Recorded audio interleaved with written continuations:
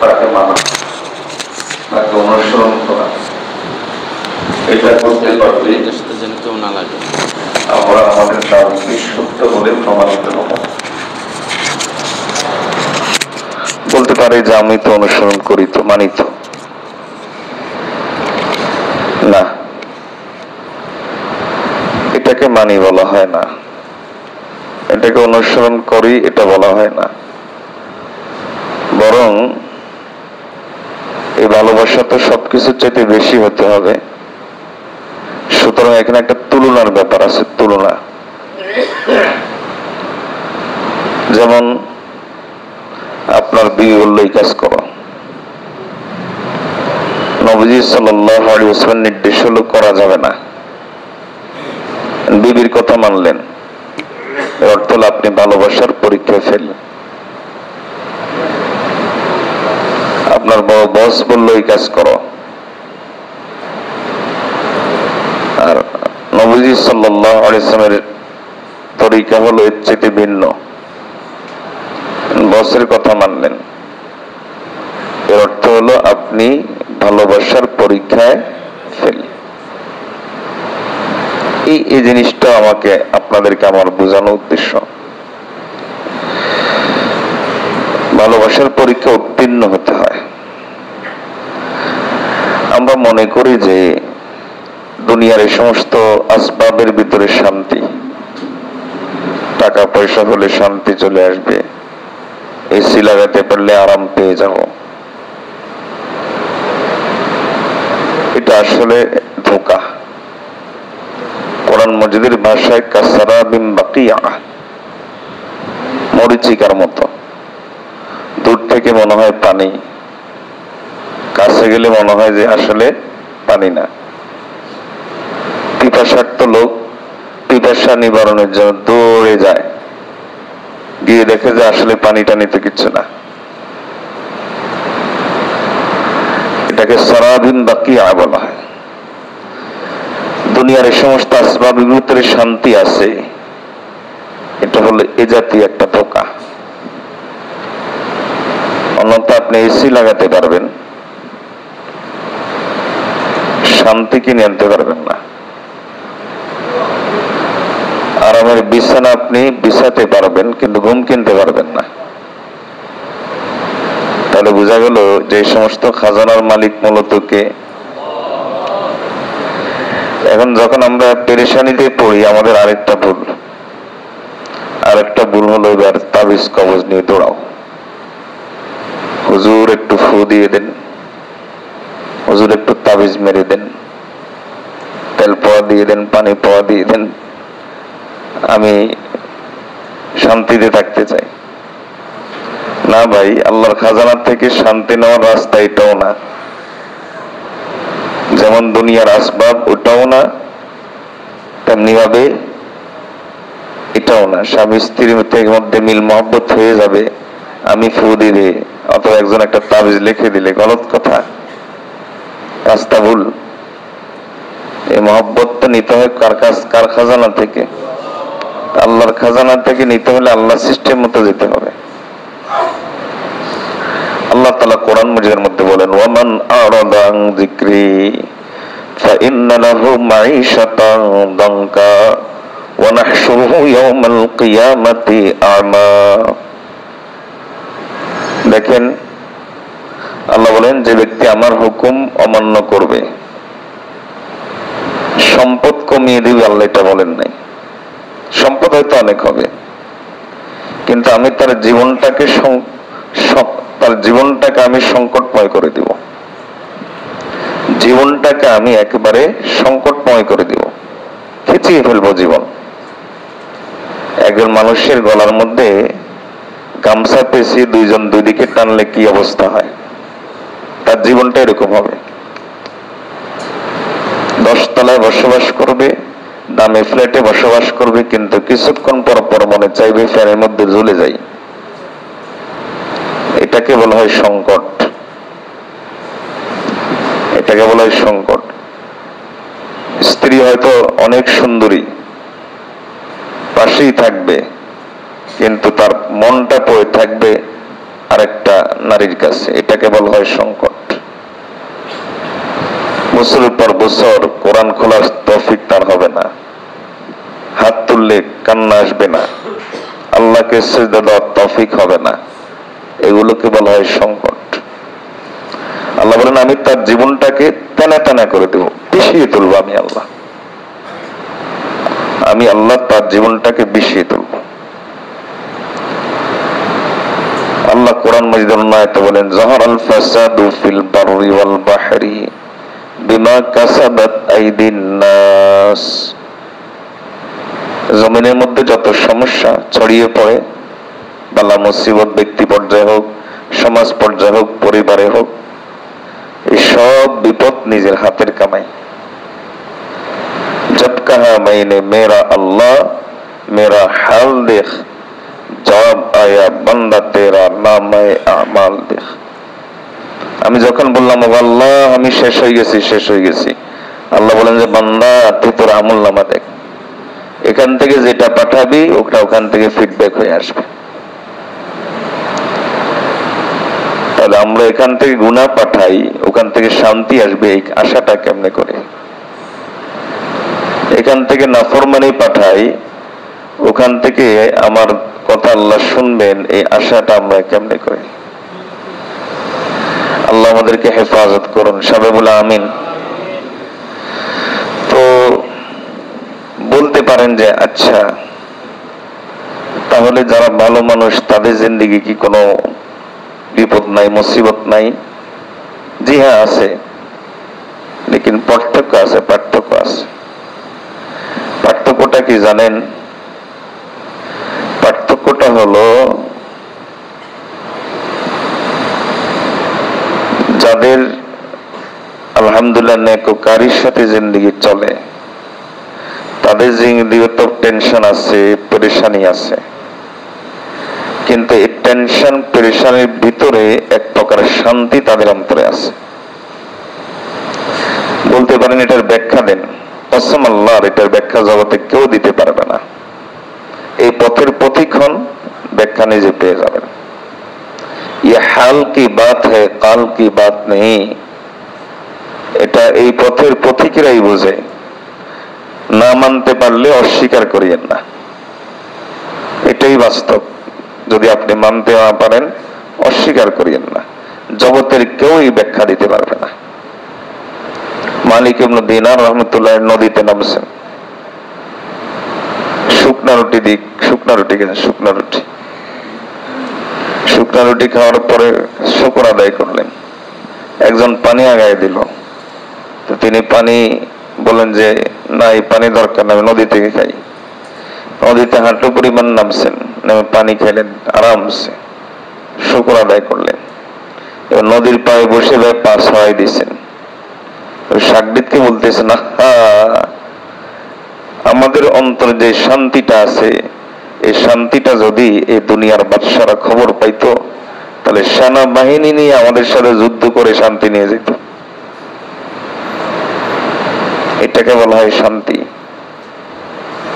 এটাকে বলা হয় শান্তি। একজন 24 তলায় বসবাস করলো, ঘুম আসে না, বউ কথা শোনে না, ছেলেকে রিহাব সেন্টারে পাঠাবো কিনা চিন্তা করতেছে, মেয়েকে নিয়ে চিন্তা।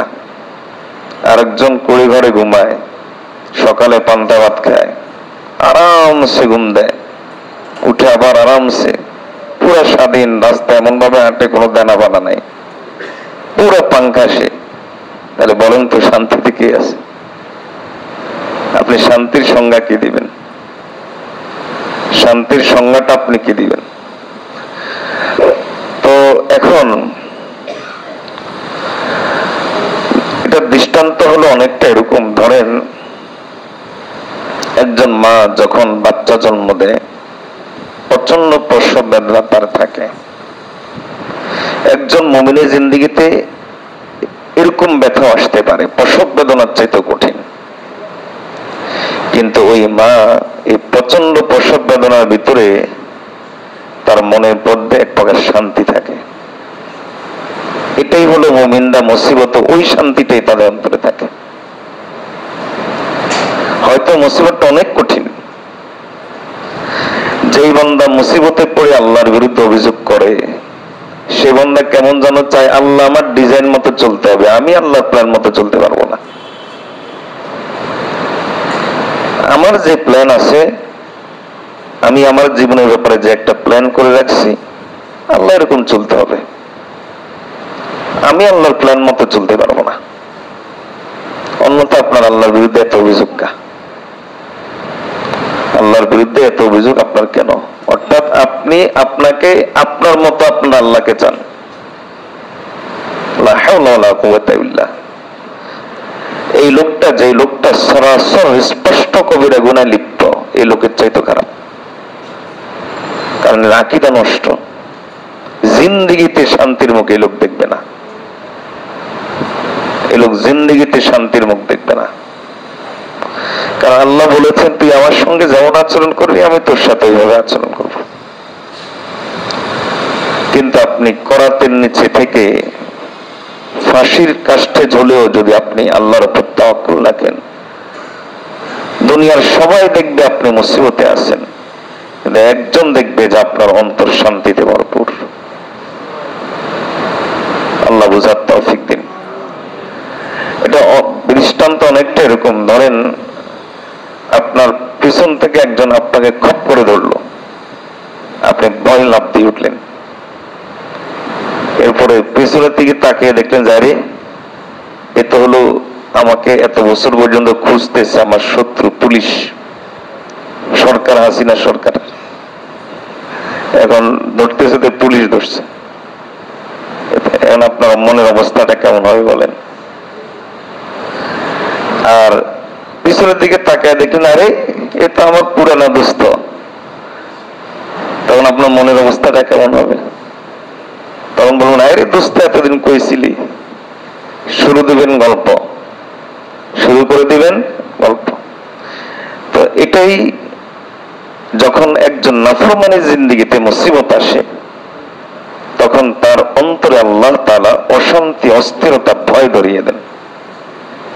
আর একজন নেককার বান্দার জিন্দেগিতে যখন মুসিবত আসে, মুসিবত যত আসে সে আল্লাহকে তত বেশি জড়িয়ে ধরে, তত বেশি জড়িয়ে ধরে। সে আল্লাহকে যত বেশি জড়িয়ে ধরে সে তত বেশি মজা পায়। আল্লাহর আরেফ বলেন, লুৎফে সাজন দমবদম কাহরে সাজন গা বাগা, এই বিসর্জন ওয়াহ ওয়াহ, ও বিসর্জন ওয়াহ ওয়াহ। মালিকের দান তো সব সময়, মুসিবত তো মাঝে মাঝে। তো হলে কি হয়েছে, এটাও তো মালিকের কাছ থেকে, ওটাও তো মালিকের কাছ থেকে। ওয়াহ ওয়াহ, কি যে আরাম! আল্লাহ আমাদেরকে ওই আরাম পাওয়ার তৌফিক দান করুন। ছোট বাচ্চা, আপনার ছোট বাচ্চা অপরিচিত লোকের কোলে যায়? যায় না। আপনি ছোট বাচ্চা, আপনারা যারা বাবা তারা এটা বুঝেন, এভাবে ধরে চিপ দিই অনেক সময়, সে কিন্তু ব্যথা পায়, বাচ্চা কিন্তু ব্যথা পায় অনেক সময়, ব্যথা, কান্না করে ওঠে, কিন্তু কান্না করে উঠলেও কিন্তু নাখুশ না, সে খুশি। তো অনেক সময় আল্লাহ নেক বান্দাকে আল্লাহ এভাবে চিপ দেন, সেও কান্না করে উঠে, আল্লাহ পারতেছি না, কিন্তু সে খুশি না, নাখুশ না, সে খুশি, সে খুশি, আল্লাহর উপর সে খুশি। সে জানে যে এরপরে আমার জন্য এক সুন্দর জীবন অপেক্ষা করছে। ইন্নামা ইয়াতাওয়াফফাস সাবিরুনা আজরুহুম বিগাইরি হিসাব। এরপরে আল্লাহ তাআলা আমাকে অগণিত অসংখ্য সংখ্যায় আল্লাহ আমাকে এটা ফেরত দিবেন, এটা সে জানে। তো আমি যেটা বলতে চেয়েছিলাম সেটা হলো, যদি আমরা আল্লাহর নাফরমানিতে লিপ্ত থাকি, তাহলে আল্লাহর লাঠি কিন্তু আওয়াজ ছাড়া, আল্লাহর লাঠির কোনো কি হয় না। আপনি গুনাহ করবেন, আকাশ থেকে আল্লাহ বিশাল একটা লাঠি বাটি আপনাকে পিটানি দিবে এরকম না। আপনি গুনাহ করবেন, আপনার বিবিকে আপনার নাফরমান বানিয়ে দিবেন। আপনি গুনাহ করবেন, আপনার ছেলে মেয়েকে আপনার নাফরমান বানিয়ে দিবে। আপনি গুনাহ করবেন, আপনার অযথা অহেতুক টেনশন আল্লাহ আপনাকে দিয়ে দিবেন। আল্লাহর লাঠি অত্যন্ত আওয়াজ ছাড়া হয়। তওবার জিন্দেগি যদি আপনি যাপন না করেন, এই লাঠিগুলো আপনার জিন্দেগিতে আসবেই। তাবিজ কবজ দিয়ে, ঝাড়ফুঁক দিয়ে, এগুলো থেকে নিষ্কৃতি পাবেন, মিথ্যা কথা। কিংবা আর দুনিয়ার আসবাব, দুনিয়ার ওসাইল দিয়ে আপনি এগুলো থেকে নিষ্কৃতি পাবেন, মিথ্যা কথা। আল্লাহর খাজানা থেকে নেওয়ার রাস্তা এগুলা না। আল্লাহ আমাদেরকে কথাগুলো বুঝার তৌফিক দান করুন। এরপর আমরা আল্লাহর নাফরমানি করি, আল্লাহর হুকুম মানি না কেন? এত কিছুর পরও বুঝি না যে তা না, বুঝি গুনাহমান করলে সমস্যা আছে, হয়তো বিস্তারিত না জানলেও মুমিন হিসাবে এতটুকু জানি যে কিছু একটা তো আছে, গুনাহ করলে কিছু একটা সমস্যা তো আছে। এরপরও কেন পারি না? এর একমাত্র কারণ হলো আল্লাহর মহব্বতের অভাব। কিসের অভাব? আবার বলতে পারেন মহব্বত করি তো, কই মহব্বত করেন? মহব্বত করলে যখন যখন সামনে কম্পিটিশনের জায়গা আসে, প্রতিপক্ষের একটা বিষয় আসে, তখন আপনি আল্লাহকে, আল্লাহ রাসূল সাল্লাল্লাহু আলাইহি ওয়াসাল্লামের হুকুমকে প্রাধান্য দেন কিনা? না দিলে আপনি মহব্বত করেন না তো, দাবি করে লাভ কি? আল্লাহ তো বলেই দিয়েছেন যে তুমি যদি তোমার দাবিতে সত্য, তাহলে আমাকে অনুসরণ করে আপনি বলে দেন। এখন যত জায়গায় এই দুটার সংঘর্ষ হবে, অফিস নবীজির হুকুম, পরিবার নবীজির হুকুম, বস নবীজির হুকুম, বিবি নবীজির হুকুম, বাচ্চা নবীজির হুকুম, ভাই ব্রাদার নবীজির হুকুম, ইনকাম নবীজির হুকুম, যত জায়গায় সংঘর্ষ হবে আপনি তত জায়গায় প্রাধান্য দিতে পারছেন, এর অর্থ হলো মহব্বত করছেন। দিতে পারেন নাই, মিথ্যা। আল্লাহ বলেছেন এটা মিথ্যা, তুমি তোমার দাবিতে সত্যবাদী না। তাহলে ফলাফল কি দাঁড়ালো? ফলাফল দাঁড়ালো যে আমাদের জিন্দেগিতে এই সকল মুসিবতের কারণ আল্লাহর মহব্বতের অভাব। আমরা আল্লাহর হুকুম মানতে পারি না, কি জন্য? মহব্বত করি না এজন্য না, মহব্বত কম করি এজন্য, প্রাধান্য দিতে পারি না এজন্য, অন্যের চাইতে বেশি প্রাধান্য দিতে পারি না এজন্য। যদি প্রাধান্য দিতে পারতাম, মাওলানা রুমি রাহমাতুল্লাহ কত সুন্দর করে বলেন, আজ মুহাব্বত তালখাহা শিরি শাওয়াদ, আজ মুহাব্বত তালখাহা শিরি শাওয়াদ, আজ মুহাব্বত মাসসাহা জাররি শাওয়াদ, আজ মুহাব্বত দরদাহা সাফি শাওয়াদ, আজ মুহাব্বত দরদাহা সাফি শাওয়াদ। মহব্বত যদি চলে আসে তাহলে ব্যথাও আরাম হয়ে যায়, মহব্বত যদি চলে আসে তাহলে তিতাও মিঠা হয়ে যায়, মহব্বত যদি চলে আসে তাহলে রোগও ওষুধ হয়ে যায়। তাহলে আমরা কেন পারি না? আমাদের অবস্থাটা তো হলো এরকম, যারা আমরা দিনদার বলে নিজেকে দাবি করি অথবা মনে করি, তাদের অবস্থা তো, তাদের অবস্থা এরকম, এই খেজুরতলা মোড়ে সুলতানের চায়ের দোকানের সামনে 2 ঘন্টা আড্ডা দিতে বলেন, কোনো সমস্যা নেই, কোনো বিরক্তি নেই। আর 10টা মিনিট আধা ঘন্টা মসজিদে আপনি ঢুকান, হাসপাতাল শুরু হয়ে যায়। এরপরে বাইরে হইলে এমন ভাবে নিঃশ্বাসটা কেমন যেন কেউ অনেকক্ষণ পর্যন্ত পানিতে চুবিয়ে ধরে রাখছে, এতক্ষণ পর্যন্ত সে এখান থেকে উঠতে পারে না, এখন ছেড়ে দিচ্ছে, এখন সে একটা আরামের নিঃশ্বাস নিচ্ছে। তাহলে চিন্তা করছেন আমাদের অবস্থা, আমাদের অবস্থাটা। আল্লাহ আমাদেরকে হেফাজত করুন, সবাই বলে আমিন। আল্লাহ আমাদেরকে হেফাজত করুন। তাহলে কিসের অভাব? মূলত আল্লাহ তাআলার মহব্বতের অভাব। মহব্বত যদি তীব্র হয় তাহলে আল্লাহ তাআলা সব কিছুকেই সহজ করে দেন। দুনিয়ার, বর্তমান দুনিয়াতে এই যে গুনার কারণে যে অস্থিরতা, আমাদের ব্যক্তি জীবনে, পারিবারিক জীবনে, আমাদের সামাজিক জীবনে কোন জায়গাতে আমরা শান্তি পাচ্ছি? অস্থিরতা। কোনোভাবেই কোনো মন্ত্রই এই আমাদের জীবনের মধ্যে শান্তি নিয়ে আসতে পারতেছে না। এর কারণ তো অবশ্যই গুনাহ। তবে যদি আপনি এই গুনাহগুলোর তালিকা করেন যে কোন গুনাহ, কোন গুনাহ, এই কারণে কোন গুনাহ, তাহলে বহু চিন্তা ভাবনা করে দেখা গেছে গোটা দুনিয়াকে অস্থির করে রেখেছে মাত্র 7টা গুনাহ। বলেন কয়টা গুনাহ? মুসলমানরা যদি 7টা গুনাহ ছাড়তে পারে তাহলে কুফরি পথ বন্ধ হয়ে যাবে, নাস্তিকতার পথ বন্ধ হয়ে যাবে, অশান্তির পথ বন্ধ হয়ে যাবে। দুনিয়াতে আবার আল্লাহ তাআলা তাদের সেই পুরনো ঐতিহ্য আল্লাহ ফেরত দিয়ে দিবেন। সবকিছু তারা ফিরে পাবে, যেটা তাদের আগে ছিল সব তারা ফিরে পাবে। শুধু কয়টা গুনাহ ছাড়তে পারলে? 7টা। এই 7টা গুনাহই মুমিন যারা মুসলিম উম্মাহকে নেক আমল থেকে দূরে সরিয়ে রাখে। এই 7টা গুনাহই মুমিনদের কাছে মসজিদ অপরিচিত করে ফেলেছে। এই 7টা গুনাহই মুমিনদের কাছে দ্বীনি পরিবেশটাকে বিষিয়ে তুলেছে, তার কাছে শত্রুতা। এটা হলো অনেকটা এরকম, মনে করেন একটা সাগর, এই সাগর মধ্যে একটা বাঁধ আছে, ধরেন বেড়ি বাঁধ। এই বেড়ি বাঁধের মধ্যে 7টা বড় বড় ছিদ্র করা হয়েছে। তাহলে এই 7টা ছিদ্র করার কারণে এখন এই পাড়ে যারা আছে এটা কি নিরাপদ থাকবে? ভেসে যাবে, এই পাড়ে ভেসে যাবে। ঠিক তেমনি ভাই এই 7টা ছিদ্র মুসলিম উম্মার গায়ে আছে। এই ছিদ্রের পথ ধরে একেবারে বেঈমানি নাস্তিকতা থেকে শুরু করে যা আছে সব এই 7টা ছিদ্র দিয়ে ঢুকে। কথা কি বুঝাতে পেরেছি? এখন সমস্যা হলো যে এই যে 7টা ছিদ্র কি কি, এগুলো নিয়ে এখন আলোচনা শুরু করলে অনেকের গায়ে তো লাগবে, সহ্য করেন। কারণ এই কথাগুলো যদি আপনারা না জানেন, না শুনেন, হয় কিয়ামতের দিন আপনি আমাদেরকেই ধরবেন, আপনারা আমাদেরকেই ধরবেন যে আপনারা তো আমাদেরকে কথাগুলো এইভাবে বলেন নাই, বললে তো আমরা মানতাম, আমরা মনে করছি এটা গুনাহ, কিন্তু এটা যে এরকম এটা তো ভাবি নাই আমরা। যদি আমরা এরকম মনে করতাম তাহলে তো মানতাম। দোষটা তো আবার আমাদের কাঁদিয়ে দিয়ে দিবেন।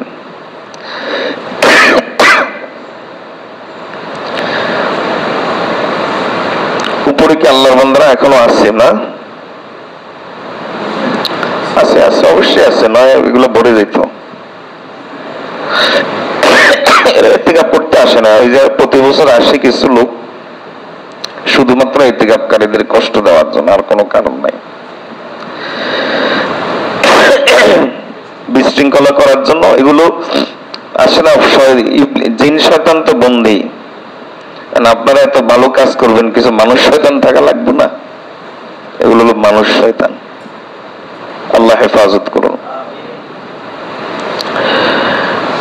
এই 7টা গুনার আলোচনা এখন শুরু করছি। যদি আপনার গায়ে লাগে, আল্লাহকে হাজির নাজির, আল্লাহকে সাক্ষী রেখে বলছি, কসম আল্লাহর, কাউকে কষ্ট দেওয়ার জন্য কথাগুলো বলবো না, জাস্ট বাস্তবতাটাকে পেশ করার জন্য কথাগুলো বলবো। হেদায়েত আল্লাহর হাতে। দোয়া করব আল্লাহ যেন আমাদের সকলকে হেদায়েত দান করেন।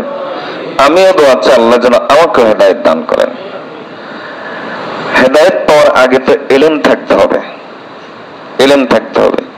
আবার এই কথা মনে করিয়েন না যে এই গুনাহগুলো যখন আমার মধ্যে আছে মনে হয় আমি জগতের সবচেয়ে খারাপ। হ্যাঁ, নিজের ব্যাপারে এই কথা মনে করেন, তবে আমি সবচেয়ে খারাপ, আমি সবচেয়ে খারাপ, এটা প্রত্যেকেই এটা মনে করি। প্রত্যেকে যদি আমরা এটা আলাদাভাবে মনে করি তাহলে আমার চাইতে অমুক খারাপ এই চিন্তাটা মাথায় আসবে না। একজনের কাছে একটা গুনাহ আছে, হয়তো সেটা দেখা যাচ্ছে, কিন্তু আমার কাছে এর চাইতে বড় গুনাহ আছে, হয়তো সেটা দেখা যাচ্ছে না, হয়তো সেটা লোকচক্ষুর আড়ালে। এজন্য আমরা কেউই গুনাহ থেকে মুক্ত নই, কিন্তু কিছু গুনায় গুনায় ব্যবধান আছে।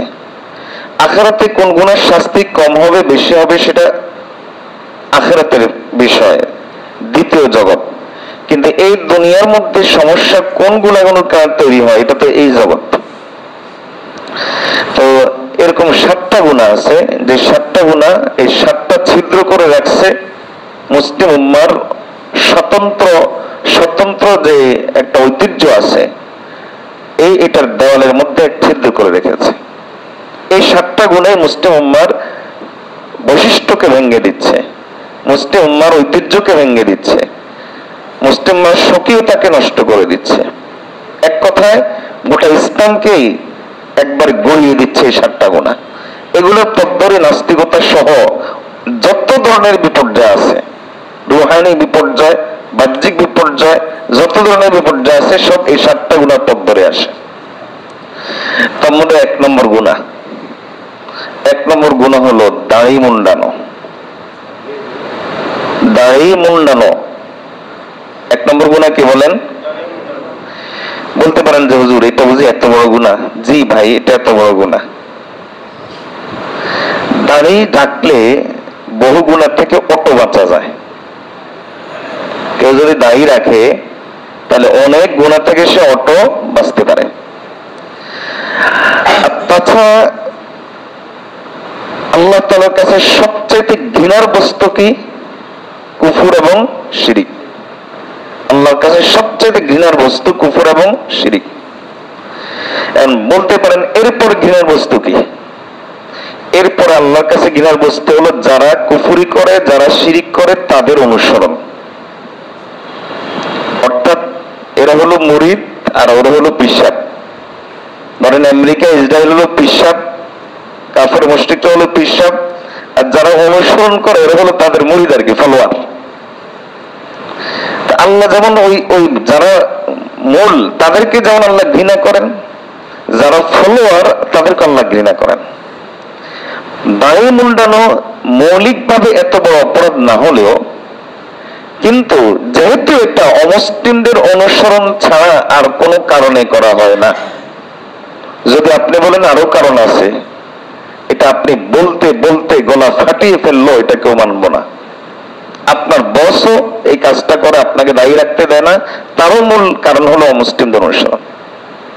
অমুসলিমদের অনুসরণ ছাড়া আর কোনো কারণ এর মধ্যে নেই, কোনো কারণ নেই। এজন্য এই গুনাহটা গোটা দুনিয়ার মধ্যে বিপর্যয় তৈরি করার একটা বড় কারণ। দেখুন, একটা হাদিস শুনে রাসূলুল্লাহ সাল্লাল্লাহু আলাইহি ওয়াসাল্লামের কাছে 2 জন দূত এসেছে। 2 জন দূত এসেছে কোত্থেকে? কিসরার কাছ থেকে। কিসরা পারস্য সম্রাট। এখন নবীজি সাল্লাল্লাহু আলাইহি ওয়াসাল্লাম তাদেরকে দেখার সাথে সাথেই এভাবে মুখ ফিরিয়ে নিলেন, এভাবে রাগ করে ফেলছেন। এখন নবীজি সাল্লাল্লাহু আলাইহি ওয়াসাল্লাম এভাবে মুখ ফিরা অবস্থায় বললেন যে মান আমরাকুমা বিহাজা, তোমরা যে দাড়ি মুন্ডায় আসলা, এটা কে নির্দেশ দিছে তোমাদেরকে? বলেন তো, এই যে 2 জন দূত আসছে, বলেন তো এরা কি মুসলমান? এরা কি খ্রিস্টান? না, পারস্য তো অগ্নি পূজারী, অগ্নি পূজক। তো এরা আগুন পূজা করে, মুশরিক। কিন্তু নবীজি এটাও পছন্দ করেন নাই। নবীজি বললেন মান আমারাকুমা বিহাজা, এই দায় যে ফেলে দিলে এটা নির্দেশটা কে দিছে? এদিকেই ফেরা। ওরা বলতেছে আমারানা রব্বি ইয়ানিয়ানে কিসরা, আমাদেরকে নির্দেশ দিচ্ছে আমাদের রব অর্থাৎ কিসরা সম্রাট নির্দেশ দিচ্ছে। ওই কিসরা সম্রাটের রাজ্যে কেউ দায়ী রাখতে পারে না, এটা আইন। যেমন এখন মিশর আইন আছে, বুঝছেন মুসলমানরা কি পরিমাণ মানে ফেরাউনের চরিত্রে চলে গেছে। মিশরে আইন আছে, দায়ী রাখতে হলে ট্যাক্স দিতে হয় সরকারকে। এই জন্য দেখবেন মিশরে বড় বড় আলেমও অনেকের মুখে দায়ী নেই, এটা পরিস্থিতির কারণে, রাষ্ট্রীয় আইন। দায়ী রাখলে তাদেরকে বিভিন্ন জঙ্গিবাদ, ইখওয়ান ইত্যাদি ট্যাগ দিয়ে জেলে নিয়ে যায় এবং ট্যাক্স দিতে হয়।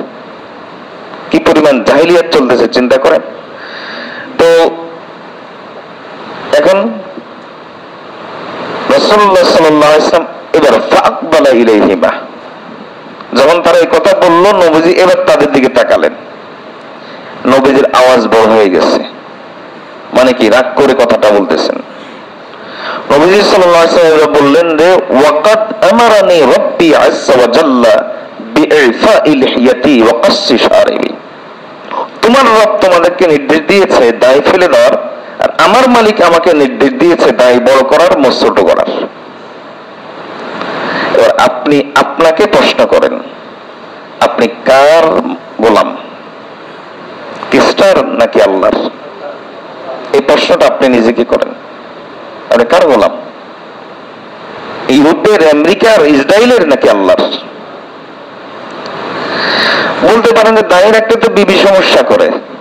যেই বিবি আপনার দায় পছন্দ করে না, সে একজন নবীর উম্মতের বিবি হওয়ার যোগ্যতা কেমনে রাখে?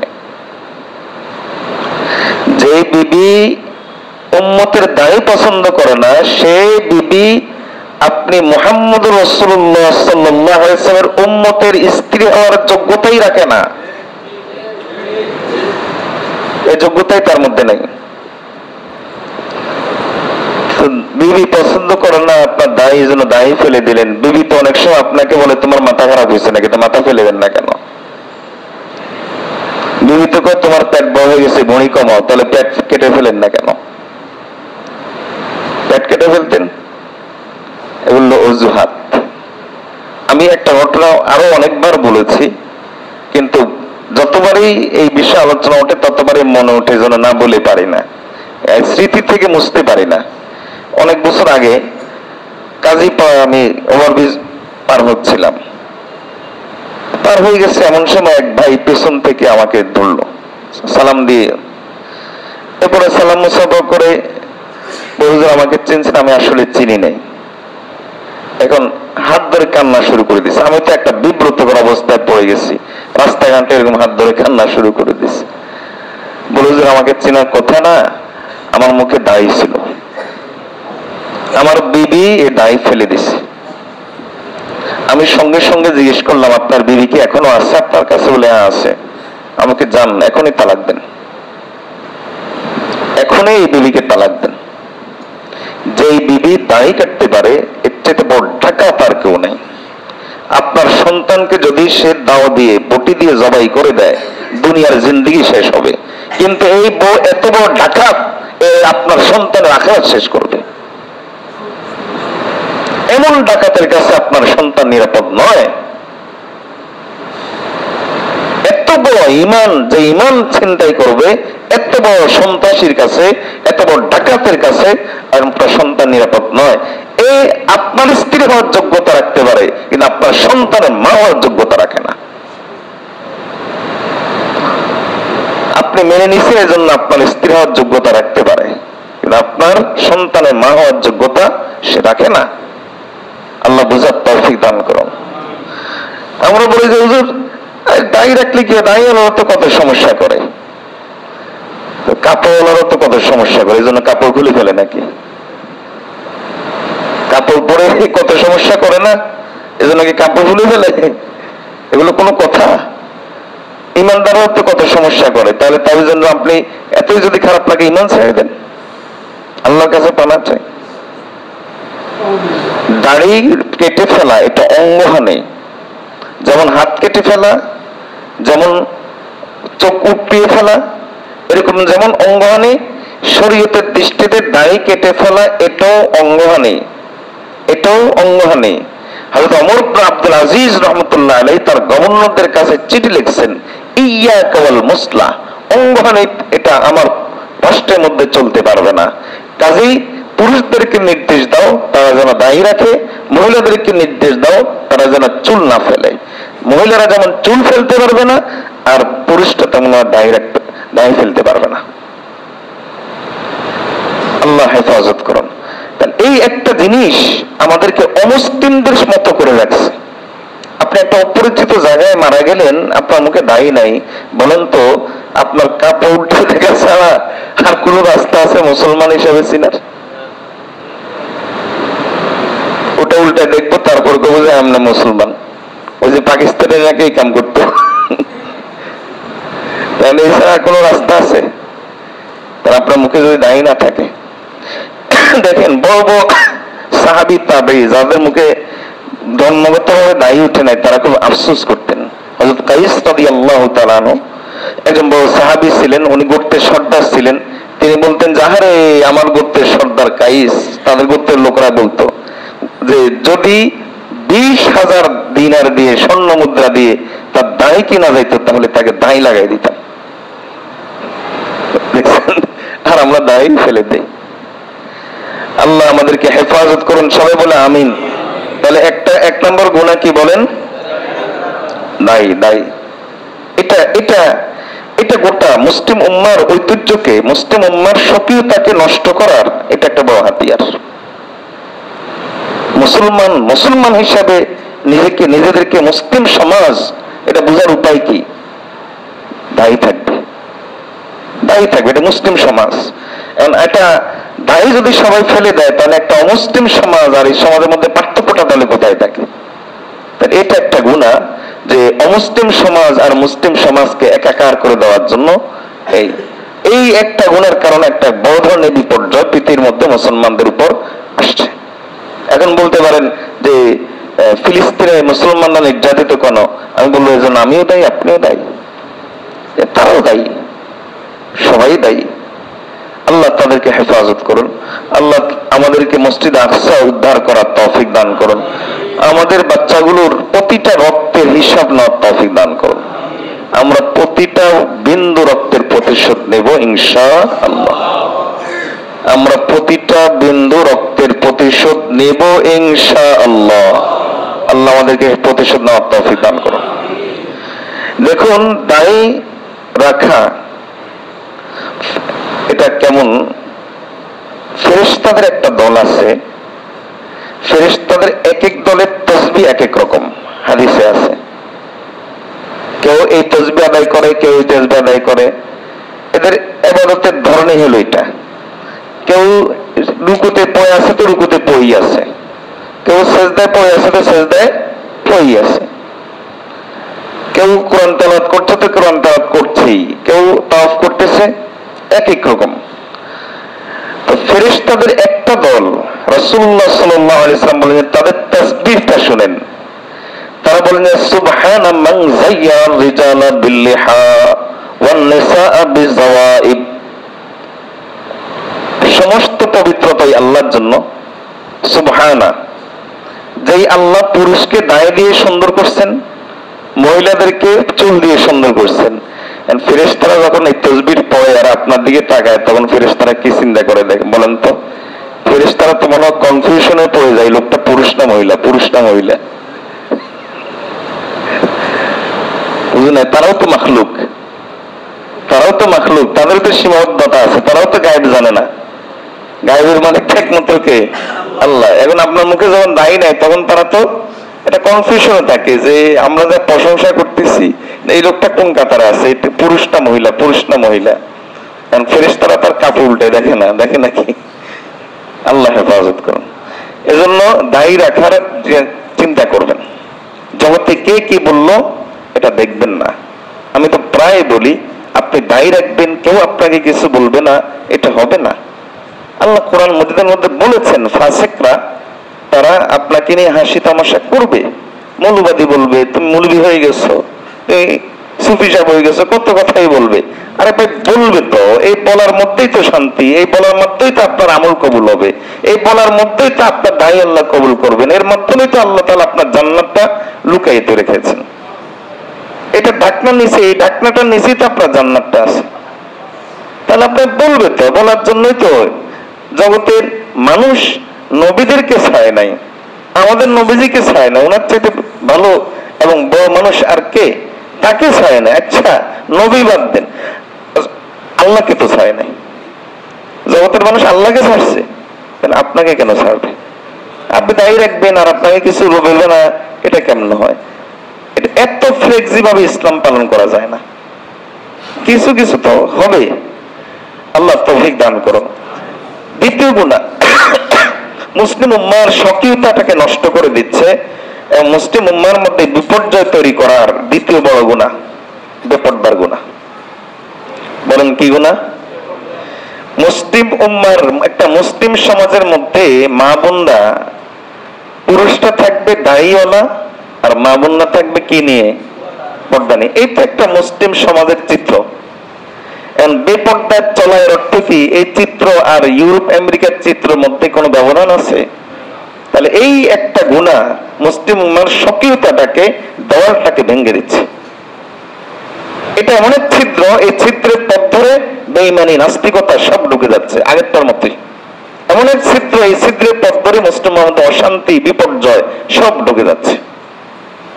এটা 7টা ছিদ্রের একটা ছিদ্র, বেপর্দা, পর্দার সাথে না চলা। দেখুন, পর্দার বিষয়ে মৌলিক কয়েকটা কথা মনে রাখবেন। মা বোনদের ঘর, তারা যেখানে থাকে, মৌলিকভাবে কোরআন সুন্নাহর নির্দেশ হলো তারা এখানেই থাকবে। তাদের কর্মস্থল ঘরেই। বলতে পারেন ঘরে বসে তারা কি করবে? সব করতে পারবে, হালাল যা আছে করতে পারবে। আম্মা জান খাদিজা রাদিয়াল্লাহু তাআলা ঘরে বসে থেকে ব্যবসা করেন নাই? শুধু কি ব্যবসায়ী ছিলেন নাকি? ইন্টারন্যাশনাল ব্যবসায়ী ছিলেন, বিজনেসম্যান, বিজনেস টাইকুন ছিলেন, সাধারণ ব্যবসায়ী ছিলেন না। তো ঘরে বসে কি না করতে পারবে? সব করতে পারবে ঘরে বসে, শুধুমাত্র পর্দা, হিজাব, শরঈ বিষয়গুলো সে মেনটেন করে চললেই হবে।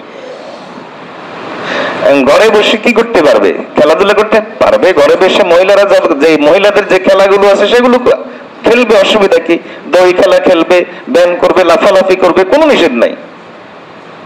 মহিলাদেরকে ব্যায়াম করা শরীয়তে নিষেধ আছে? মহিলাদেরকে দই খেলা খেলে এগুলোকে নিষেধ আছে?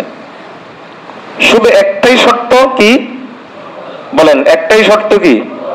পর্দার ভিতরে থেকে যা ইচ্ছা তা করবে। একটা কোম্পানির সিইও সে হইতে পারবে, শর্ত একটা কি? পর্দা। একটাই শর্ত। শর্ত কি বলেন? পর্দা।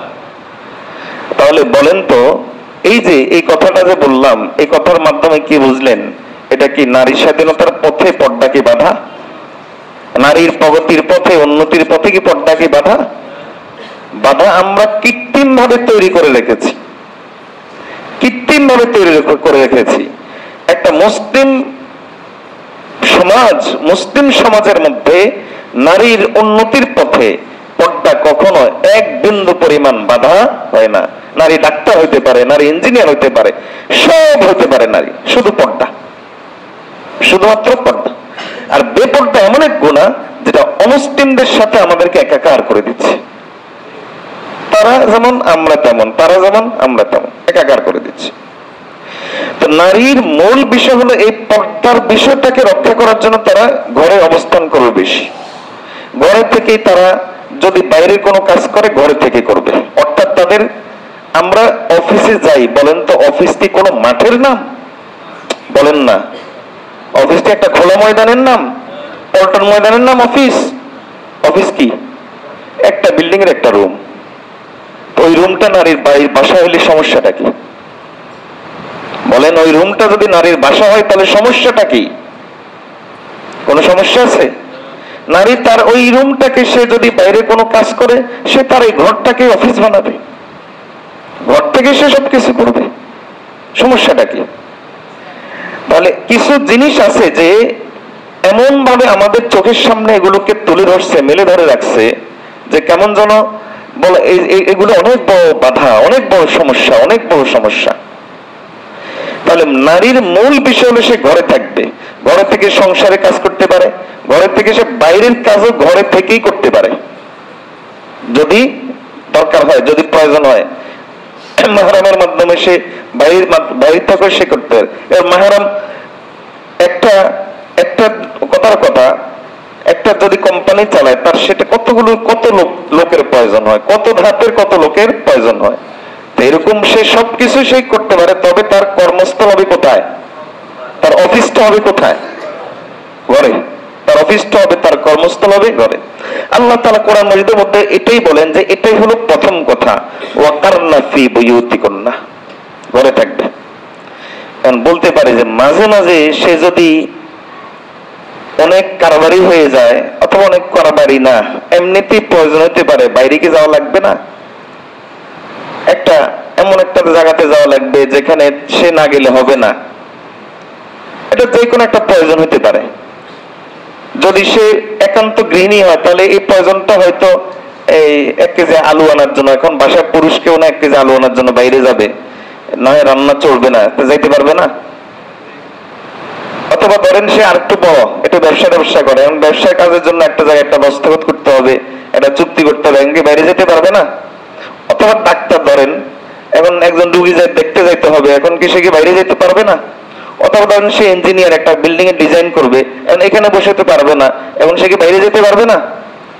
আল্লাহ বলেন যে পারবে, এই কাজগুলোর জন্য সে বাইরে যেতে পারবে। তবে তবে কি আল্লাহ তাআলা বলেন যে দুইটা কথা, ওয়ালা তাবাররাজনা তাবাররুজাল জাহিলিয়াতিল উলা, এটা একটা কথা, বাইরে যেতে পারবে হলো একটা কথা, লা তাবাররাজনা তাবাররুজাল জাহিলিয়াতিল উলা। আর আরেকটা কথা হলো ওয়ালা ইউবদিনা যিনাতাহুন্না। এক নম্বর কথা হলো বাইরে যখন যে সে যাবে, এখন বাইরে যখন যাচ্ছি পারফিউম দেই, অমুকটা মারি তমুকটা মারি, এরপরে এখন তারপরে 1-1.5 ঘন্টা মিলে সাজগোজ করে তারপর বাইরে যাই। আল্লাহ বলেন যে এটা করা যাবে না, এটা করা যাবে না। শুধু এটা করা যাবে না তা নয়, সৌন্দর্য প্রকাশ পায় এমন কোন পোশাক, এমন কোন সাজগোজ, এমন কোন কিছু করে সে বাইরে যেতে পারবে না। সে বাইরে যেতে পারবে হেজাব পরে, সে ইউদনিনা আলাইহিন্না মিন জালাবিবিহিন্না, সে হেজাব পরে, আল্লাহ বলেন হেজাব পরে সে বাইরে যেতে পারবে। হেজাব পরে সে বাইরে গিয়ে তার প্রয়োজন সেটা পূরণ করতে পারবে। হ্যাঁ, যদি সফরটা অনেক একটু বেশি দূরত্বের হয়ে যায়, ধরেন এখান থেকে কাজী পাওয়া যাবে, যদি মনে করি বিবেক যদি বলে যে এখান থেকে কাজী পাওয়া গেলে নিরাপত্তার কোনো সমস্যা নাই, এখন দিনের বেলা সন্ধ্যা নাই, কোনো সমস্যা নাই, অসুবিধা নেই, নারী একাও যেতে পারবে। কথা বুঝাইতে পারি নাই? নারী কি একাও যেতে পারবে। ধরেন এখান থেকে কাজী পাওয়া না, এখান থেকে যাত্রাবাহী যাবে, তাহলে বলেন তো যাত্রাবাহী কি সফর পরিমাণ দূরত্ব না চাইতে কম? যেতে পারবে, অসুবিধা নেই, একাও যেতে পারবে, একাও সে যেতে পারবে যদি নিরাপত্তা কোনো সমস্যা সে মনে না করে। কিন্তু ধরেন এখান থেকে কুমিল্লা যাবে, আল্লাহ বলেন যে এবার পারবে না, এবার তাকে একজন সিকিউরিটি তার সাথে থাকতে হবে। এখন তার মাহরমের চাইতে বড় সিকিউরিটি আর কি হইতে পারে? শিয়ালের কাছে তার মোরগ বাগা দেওয়া যাবে না, বুঝেন নাই? এখন ড্রাইভার তো হলো শিয়াল, ড্রাইভার অপরিচিত, সেটা হলো শিয়াল, শিয়াল অথবা অপরিচিত একজন লোক, সেটা হলো শিয়াল। শিয়ালের কাছে তো মোরগ বাগা দেওয়া যাবে না, এজন্য সে যদি সফর পরিমাণ ধরতে যেতে চায় পারবে, অসুবিধা নাই। তবে সিকিউরিটি লাগবে। এখন সিকিউরিটি তার মাহরামের চাইতে বড় সিকিউরিটি আর কি হইতে পারে? কারণ এই মাহরাম তো তার বোনের ইজ্জতের জন্য, তার মায়ের ইজ্জতের জন্য, তার মেয়ের ইজ্জতের জন্য, তার স্ত্রীর ইজ্জতের জন্য সে জীবনে প্রয়োজনে নিজের প্রাণ দিয়ে দিবে, তবে ইজ্জত নষ্ট হইতে দিবে না। আর একজন অপরিচিত হলে অন্যত পরে থাক, সে নিজে আগে বুক করার চিন্তা করব। এজন্য সে বাইরে যেতে পারবে, তখন কি লাগবে বলেন? মাহরাম লাগবে। এখন বলুন তো, এই যে এই কথাগুলো বললাম, এই কথাগুলো দ্বারা কি বুঝলেন? পর্দা কি কোনো প্রগতির পথে, উন্নতির পথে কোনো প্রকার বাধা? পর্দা কি কোনো কাম কাজের ক্ষেত্রে কোনো বাধা? তাহলে এই বাধাটা দাঁড় করে রাখছে কে? আমরা। আর এটাকে, এই পর্দাকে ভীতিকর করে রাখছে কে? অমুসলিম, পশ্চিমারা এটাকে এমন একটা ভীতিকর অবস্থায় তৈরি করে রাখছে যে পর্দা মানে একটা অনেক ভয়ের জিনিস। এখন অনেকের মনে কিন্তু এখন মনে মনে প্রশ্ন উঠতেছে, হুজুর চেহারার পর্দা করা লাগবে কিনা? অনেকের এখন মনে মনে প্রশ্ন উঠতেছে কিন্তু, হুজুর চেহারার পর্দা করা লাগবে কিনা? আচ্ছা বলেন তো, চেহারার পর্দা যদি না করে তাহলে পর্দার যে মাকসাদ, এই মাকসাদ পূরণ হবে কিনা আপনিই বলেন? পূরণ হবে মনে হয়? চেহারা যদি পর্দা না করে, ধরেন চেহারা খোলা রাখলো, পর্দার যে মাকসাদ, পর্দার যে উদ্দেশ্য, আপনি আপনার বিবেক খরচ করে বলেন যে সেই উদ্দেশ্যটা পূরণ হবে কিনা? হবে না। এজন্য চেহারার পর্দা লাগবে, এটা মুসলিম উম্মার মধ্যে স্বীকৃত একটা কথা। বাকি কথা হলো কিছু কিছু হাদিসে বা কিছু কিছু জায়গাতে এরকম আছে চেহারা খোলা রাখার কথা, ওটা হলো ঘরের পর্দা, ওটা হলো নামাজের সময়ের জন্য। এখন এক জায়গার হাদিস আরেক জায়গায় লাগাইলে সমস্যা তো হবেই। কারণ আমার এটা মনে করি না যে আমি কারো বিরোধিতা করছি, কারো বিরোধিতা করি নাই, বরং বাস্তবতাটা তুলে ধরা। আল্লাহ তাআলা আমাদেরকে বুঝার তৌফিক দান করুন। এখন দেখেন, নবীজি সাল্লাল্লাহু আলাইহি ওয়াসাল্লাম বলেন যে এই মহিলা ঘরের ভিতরে থেকে যদি সে তার সব কাজ করে, যদি সে একান্ত গৃহিণী হয়, শুধুমাত্র খালেজ গৃহিণী, আলহামদুলিল্লাহ। গৃহিণী নয়, সে হয়তো কিছু প্রাইভেট টাইভেটও পড়ায়, অথবা কিছু টুকটাক ব্যবসা বাণিজ্য করে, কিছু টুকটাক কাম কাজও করে, কিন্তু সে ঘরে অবস্থান করেই করে। নবীজি সাল্লাল্লাহু আলাইহি ওয়াসাল্লাম বলেন যে এই ঘরে অবস্থান করলে ঠিক একজন পুরুষ আল্লাহকে সিজদা দিয়ে থাকলে 24 ঘন্টা, সম্ভব আপনি 24 ঘন্টা সিজদা দিয়ে থাকতে পারবেন? একজন পুরুষ সিজদা দিয়ে থাকলে যে সব পায়, এই মহিলা ঘরে বসে সব কাজ করলে আল্লাহর পক্ষ থেকে সে একই ফজিলত পায়, সমান ফজিলত। বিশ্বাস হয় না? তাহলে দুই হাদিস দেখেন, শব্দে শব্দে কেমন মিল আপনি দেখবেন, অর্থ না করলে আপনি অনেকটা বুঝে যাবেন। রাসূলুল্লাহ সাল্লাল্লাহু আলাইহি ওয়াসাল্লাম বলেন আত-তারাবু, আত-তারাবু, সব আপনি কানে বাজান, শব্দগুলো কানে বাজান। আত-তারাবু মা ইয়াকুনুল আবদু মির রাব্বিহি ওয়া হুয়া সাজিদুন। নবীজি সাল্লাল্লাহু আলাইহি ওয়াসাল্লাম বলেন যে আত-তারাবু মা তাকুনুল মিরআতু মির রাব্বিহা ওয়া হিয়া ফি কা'রি বাইতিহা। আকরাব আকরাব কানে যাচ্ছে কিনা? রাসূলুল্লাহ সাল্লাল্লাহু আলাইহি ওয়াসাল্লাম বলেন যে পুরুষ আল্লাহর সবচাইতে কাছে পৌঁছে যখন সে সিজদা দেয়। নবীজি বলেন নারী আল্লাহর সবচাইতে কাছে পৌঁছে যখন সে তার ঘরে থাকে। সুবহানাল্লাহ। আগামী বছর আসলে কইেন না, না এই বছর বলার দরকার নাই, আগামী বছর আসলে কইেন সুবহানাল্লাহ। আগামী বছর আসলে কইেন। চিন্তা করছেন 24 ঘন্টা সিজদা সওয়াব পাচ্ছে এই ঘরে থেকে যদি সেই সব কাজ করে, কোনো বাধা নাই, কোনো বাধা নাই, শুধু ঘরে থেকে কাজগুলো করবে, 24 ঘন্টা সে সিজদার সওয়াব পাবে। আল্লাহু আকবার। এখন যদি এই মহিলা ঘর থেকে বাইর হয়, রাসূলুল্লাহ সাল্লাল্লাহু আলাইহি ওয়াসাল্লাম বলেন যে যদি বিনা প্রয়োজনে বাইর হয়, নবীজি সাল্লাল্লাহু আলাইহি ওয়াসাল্লাম বলেন যে ফাহিয়া কাজা, ফাহিয়া কাজা, বেবিচারী, বেবিচারী।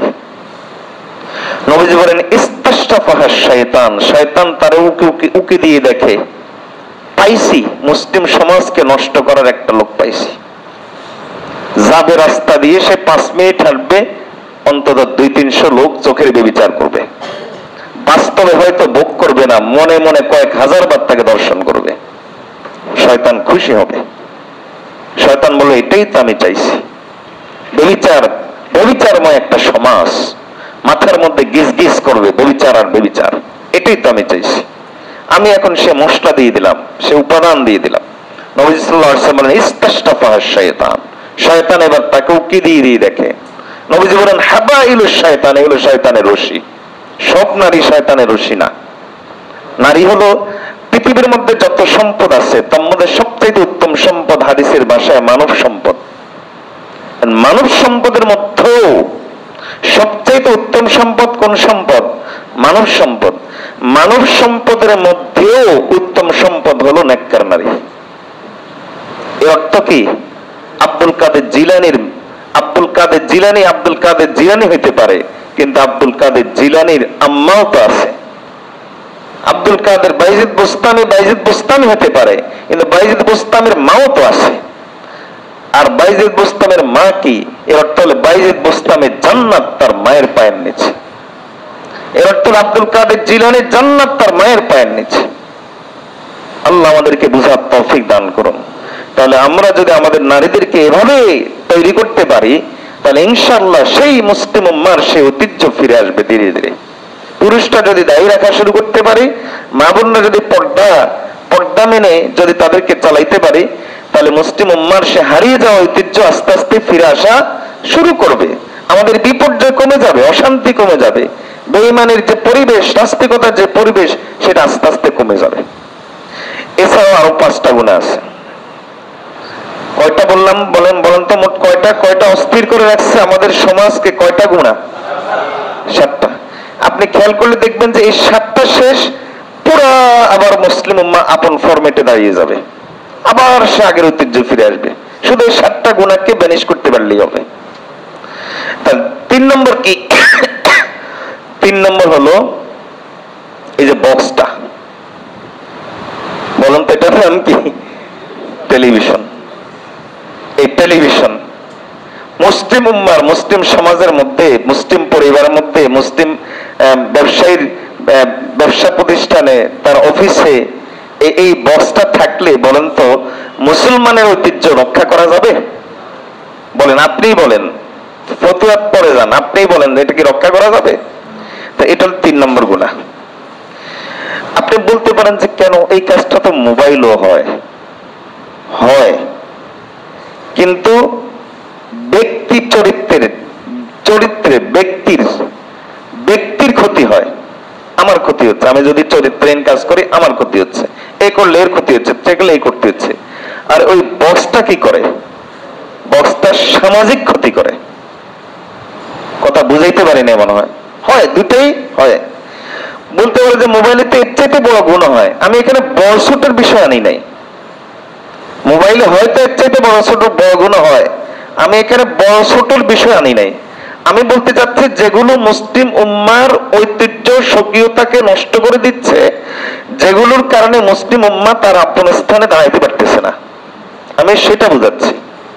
এখানে বড়, এর চাইতে বড় গুণা থাকতে পারে, এর চাইতে বড় কিছু থাকতে পারে, আমি সেটা বুঝাচ্ছি না। এই টেলিভিশনটা হলো 3 নম্বরটা। আচ্ছা, টেলিভিশনের মধ্যে কি শেখানো হয়?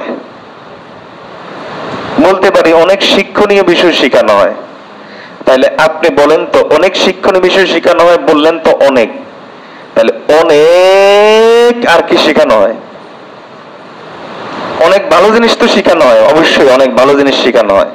কিন্তু আপনার কাছে দ্বিতীয় প্রশ্ন, অনেক ভালো জিনিস শেখানো হয় ঠিক আছে, কিন্তু অনেক আর কি শেখানো হয়?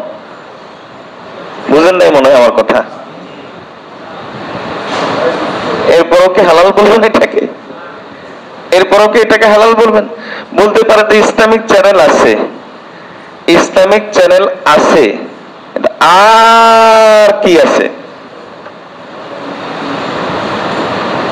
আপনি ইসলামিক চ্যানেল অজুহাত দিয়ে আপনি নিজেকে বুঝ দিতে পারবেন, আল্লাহকে ধোঁকা দিতে পারবেন না।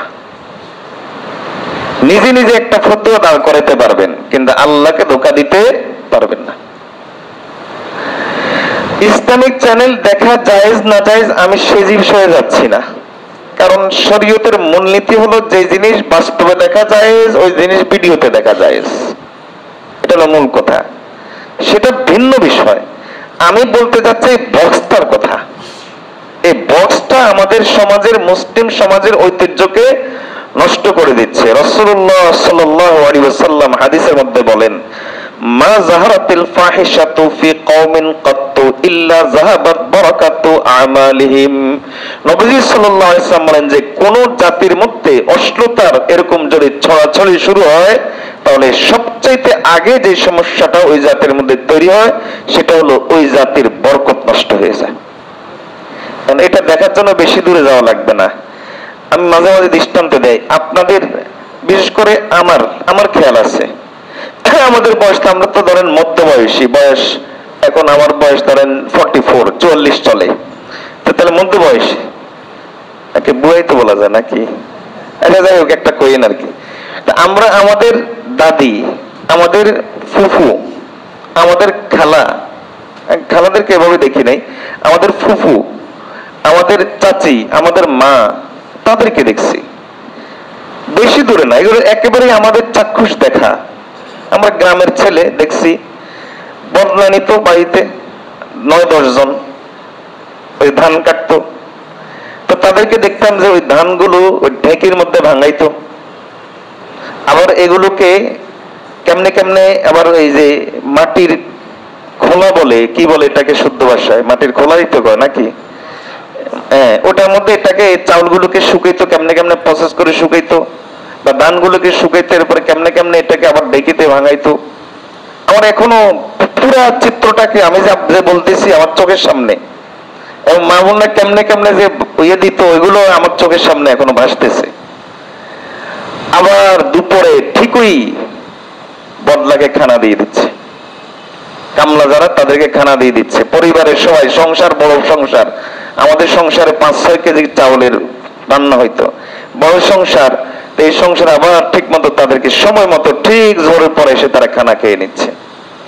এখন ওয়াশিং মেশিন, এরপরে আরো কি আছে না, ব্লেন্ডার না কি যেন, তো রাইস কুকার, গ্যাসের চুলা, রেগুলার বুয়া, সুটা বুয়া, শেষ নাই। আর কত কি কমো, আরো কত ফ্রিজ, আরো কত সুবিধা, শেষ নাই। এরপরও আমাদের এমন না, সময় পায় না, ব্যস্ত ব্যস্ত ব্যস্ত, মানে এই পরিমাণ ব্যস্ত, আমার মনে হয় মুফতি তৌহিদ উসমানী এই পরিমাণ ব্যস্ত না, এই পরিমাণ ব্যস্ত, সময় পায় না। বলুন তো এই বরকতটা নষ্ট হয়ে যাচ্ছে কেন? এবার হাদিসটা শুনেন, এই চিত্রটা খেয়াল করেন আর এই হাদিসটা শুনেন। রাসূলুল্লাহ সাল্লাল্লাহু আলাইহি ওয়াসাল্লাম বলেন যে মা যাহারাতিল ফাহিশাতু ফি কওমিন কাত্তু ইল্লা যাহাবাত বারাকাতু আমালিহিম। কোন জাতির মধ্যে যখন এভাবে অশ্লীলতা ছড়িয়ে পড়বে, তাহলে যেটা ঘটবে সেটা হলো তাদের প্রত্যেকটি কাজের বরকত নষ্ট হয়ে যাবে। আছে বরকত? 24 ঘন্টা তো এটাই আছে, ঘড়ি তো এটাই আছে, সেকেন্ড তো এগুলোই, মিনিট তো এগুলোই, তাহলে কাম কেন পারে না সময় মতো, কাজ কেন সময় মতো হয় না? এর চেয়ে 1 গুণ 10 গুণ কাজ আমাদের মা খালারা কেমনে করছে, এর চেয়ে বেশি কাজ তারা কেমনে করছে। বরকত নষ্ট হয়ে গেছে, বরকত নষ্ট হয়ে গেছে। আল্লাহ বুঝার তৌফিক দান করুন। যারা দিনের দায়ী আছেন, যেমন দাওয়াতের কাজ করেন, অথবা দিনের দায়ী যারা আছেন, তাদের কথার তাসির তখনই কমে যায়, অন্য গুণের কারণে এতটা কমে না। অন্য গুণা, যেমন গীবত বা এই সেই ইত্যাদি আরো বহু গুণা আছে, হয়তো সেই গুণাগুলোর প্রভাব আরো বেশি, হয়তো সেগুলো আরো মারাত্মক, কিন্তু তার কারণে মানুষের দিলের তাসির কমবে না। তাসির তখনই কমবে, একজন দায়ীর কথার তাসির তখনই কমবে যখন সে অষ্টতার গুনাহ করবে, যখন সে চোখের হেফাজত করবে না, তখনই তার কথার তাসির কমে যাবে। আল্লাহ আমাদের সকলকে চোখের হেফাজত করার তৌফিক দান করুন। আমিও দোয়া চাই আপনাদের কাছ থেকে, আল্লাহ তাআলা অষ্টতার গুনাহ থেকে আমাদেরকে হেফাজত করুন। তাহলে এটা কয় নম্বর গুনাহ? 4 নম্বর। 4 নম্বর হলো গান বাদ্য। গান বাদ্য, ধরেন একটা বিয়ে লাগছে, এখানে টেলিভিশন চালাচ্ছে না ঠিক আছে, কিন্তু বড় বড় কয়েকটা বক্স আনছে, বক্স আনে শুরু করছে ধুম ধাড়াক্কা। বলেন তো এটা কি কোনো মুসলিম সমাজের চিত্র? কোন মুসলিম সমাজের চিত্র? তাহলে আমাদের মুসলিম সমাজের এই পরিচয়টাকে নষ্ট করে দিচ্ছে এই গুনাহটা। এই গুনার নাম কি বলেন? গান বাদ্য। গান বাদ্যটা এমন এক জিনিস, রাসূলুল্লাহ সাল্লাল্লাহু আলাইহি ওয়াসাল্লাম তো বলেন যে গান বাদ্য মানুষের অন্তর মুনাফিকি তৈরি করে। এবার বুঝছেন যে কেন আমাদের মধ্যে এত মুনাফিক? নবী সাল্লাল্লাহু আলাইহি ওয়াসাল্লামের ইজ্জতে আঘাত আসে আর আমরা বেঁচে থাকি, আমাদের সামনে পার পেয়ে যায়, এটা কেমনে হয় বলেন তো? এটা কিভাবে সম্ভব? এটা এই জন্যই সম্ভব কারণ আমাদের মধ্যে সেই সাহস আর নাই, সেই স্পৃহা আর নাই। আরে যে নবীজির ইজ্জতে আঘাত করছে, রাষ্ট্র পরে প্রয়োজন তো, নবীজির ইজ্জতের বিষয়টা ভিন্ন, অন্য বেঈমান অন্য নাস্তিকের বিষয়টা ভিন্ন।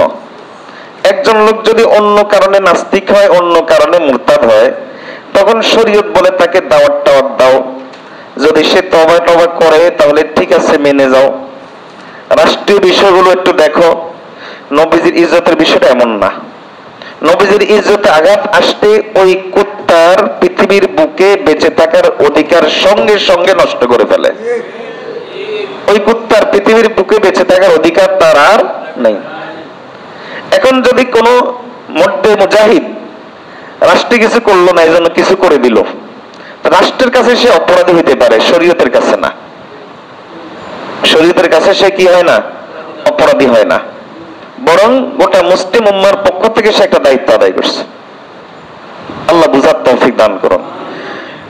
কথা অন্যদিকে চলে যাচ্ছে। তাহলে আমি যেটা বলতে চাচ্ছিলাম যে এই যে এত বড় বড় বেঈমান নাস্তিক গুলো আমাদের মুসলিম উম্মার কাছ থেকে পার কেন হয়ে টেনে যাচ্ছে, এর কারণ হলো আমাদের অন্তর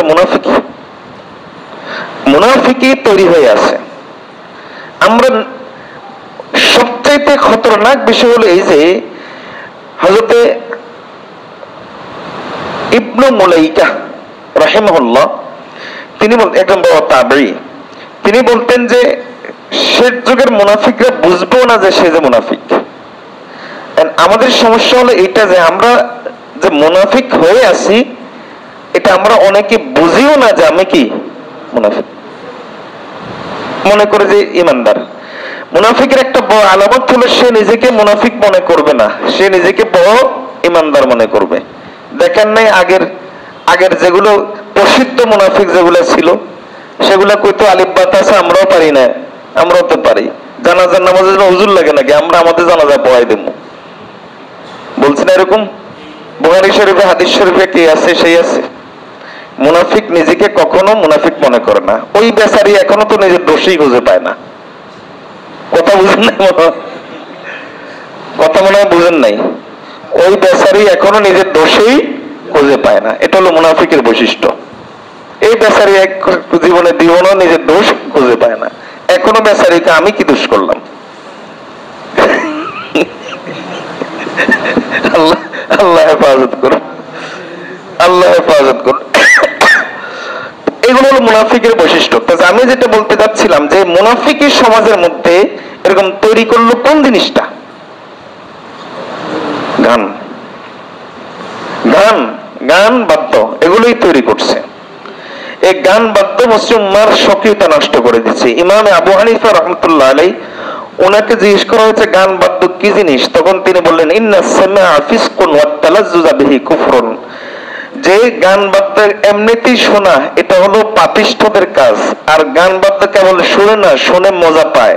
ওদিকে গান চলে, সে এদিকে এমনি এমনি করে, ওদিকে গান চলে, সে এদিকেও নাচে, তাহলে সে কি পাচ্ছে? মজা পাচ্ছে। ওদিকে গান চলে, এদিকেও তার নাচন কদন শুরু হয়ে গেছে, তাহলে সে মজা পাচ্ছে। ইমাম আবু হানিফা রাহমাতুল্লাহ আলাইহি বলেন শোনা হলো পাপীদের কাজ, আর মজা পাওয়া হলো কুফরি কাফেরদের কাজ। আমরা গানে কেবল শুনি না, আমরা গানে মজাও পাই। আব্দুল্লাহ ইবনে আব্বাস রাদিয়াল্লাহু তাআলা আনহুকে জিজ্ঞেস করা হয়েছে যে গান বাদ্যের ব্যাপারে আপনার কি চিন্তা, তখন তিনি বলেন যে তুমি বলো গান বাদ্য কিয়ামতের দিন কাদের সাথে থাকবে? কাফেরদের সাথে থাকবে না ঈমানদারদের সাথে থাকবে? কাফেরদের ঈমানদারদের সাথে থাকবে তো নামাজ রোজা হজ যাকাত এগুলো। গান বাদ্য কার সাথে থাকবে? তখন সে বলল গান বাদ্য কাফেরদের সাথে থাকবে। তখন তিনি বলেন কাদ আফতাইতা নাফসাকা, ফতোয়া আমি কি দিব? ফতোয়া তো তুমিই দিয়ে দিছো, ফতোয়া তো তুমিই দিয়ে দিছো। রাসূলুল্লাহ সাল্লাল্লাহু আলাইহি ওয়াসাল্লাম বলেন যে আল গিনা রুকিয়াতুজ জিনা, গান গান হলো জিনার মন্ত্র। যেমন ভাবে মন্ত্র পড়ে সাপকে বশ করা হয়, ঠিক তেমনি ভাবে গানের আওয়াজ দিয়ে নারী পুরুষকে জিনার জন্য রাজি করা হলো এই শয়তান। এটা শয়তান এই মন্ত্রগুলো পড়ে পড়ে নারীর অন্তরে জিনার বাসনা তৈরি করে, আর পুরুষের অন্তরে জিনার বাসনা তৈরি করে। এই একটা গুনাহ আমাদের মুসলিম উম্মাহর সক্রিয়তাকে নষ্ট করে দিচ্ছে, আমাদের মুসলিম উম্মাহর ঐতিহ্যের দেয়ালকে ভেঙে ফেলতেছে একটা গুনাহ। আল্লাহ হেফাজত করুন। আমরা এই গুনাহ থেকে বেঁচে থাকার চেষ্টা করব তো ইনশাআল্লাহ। যুবকেরা একটু ওয়াদা করি, যদি ওয়াদা করতে না পারি তাহলে নিয়ত করি, ওয়াদা করে কবিরা গুনাহ না করি। যদি ওয়াদা করতে না পারি তাহলে নিয়ত করি আমরা ইনশাআল্লাহ গান থেকে তওবা করব ইনশাআল্লাহ। আল্লাহ তৌফিক দান করুন, আল্লাহ তৌফিক দান। আমরা আর গান শুনবো না ইনশাআল্লাহ, আল্লাহ তৌফিক দান করুন। তাহলে এই কয়টা গেল বলেন? নাম্বার 5, মুসলিম উম্মাহর সক্রিয়তাটাকে নষ্ট করে দিচ্ছে আরেকটা গুনাহ। এই গুনার নাম হলো সুদ। বলেন এই গুনার নাম কি? এই 7টা গুনাহ মুসলিম উম্মাহর সক্রিয়তাকে নষ্ট করে দিচ্ছে। এখন বলতে পারেন যে এই সুদ কেমনে মুসলিম উম্মাহর গুনাহকে নষ্ট করে দিচ্ছে? আচ্ছা, আপনারা পায়খানার নাম শুনছেন? পায়খানার নাম শুনেন নাই? সুদ এটার চাইতেও খারাপ, সুদ এটার চাইতেও খারাপ। শুকরের নাম শুনছেন? সুদ এটার চাইতেও খারাপ। এরপরও কি ঘৃণা আসে না? এখন বলতে পারেন যে সুদ এত খারাপ। জি, রাসূলুল্লাহ সাল্লাল্লাহু আলাইহি ওয়াসাল্লাম বলেন সুদ কেমনে যে বলি, কিন্তু নবীজি বলেছেন বোঝানোর জন্য, সুদ আপন মায়ের সাথে ব্যভিচার করার চেয়ে 70 গুণ খারাপ। শুকুর খাওয়া কি এত খারাপ? পায়খানা খাওয়া কি এত খারাপ? নবীজি বলেছেন সুদ খাওয়া এত খারাপ। এখন বলতে পারেন যে সুদের ব্যাপারে ইসলামের এত ঘৃণা কেন? ইসলামের এত ঘৃণা কি জন্য? এটাকে এমন একটা জঘন্য বিষয়ের সাথে তুলনা করা হইলো। এটা কেন? আসলে সুদ বিষয়টা এমন, সুদের কারবার যখন সমাজে প্রতিষ্ঠিত হয়, শুধু ইসলাম না, মানে গোটা ইসলামের পুরো বিষয়টাকে সুদের মাধ্যমে উলটপালট হয়ে যায়। আপনি বলতে পারেন কেমনে?